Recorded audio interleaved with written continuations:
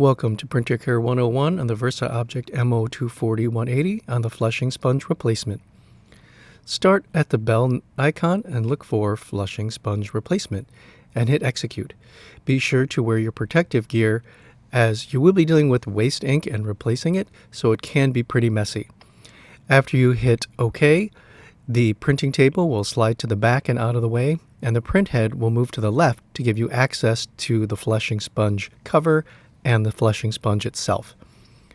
Make sure to hit the frame to remove any static electricity, and then raise the flushing sponge cover, and be ready to use your tweezers to remove the old flushing sponge and replace it.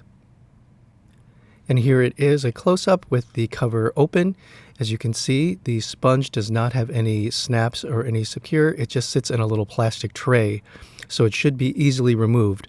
But again, it is waste ink, so be super careful and wear gloves. Then take your new sponge and you can just put it into place. It does have two indentations on the side, so it doesn't move around that much, but it's really held in place by the cover itself. After that's done, put the cover down and it should lock into place. When you go to the screen, after you hit finish, it will tell you to remember to close the covers. So we just need to close the maintenance cover and the front covers. And the screen should do its automatic adjustment. And you can tell moving to the control panel, the flushing sponge has been changed and the notification has disappeared. So you can go back to the home screen. Thanks for watching, and we will see you in the next one.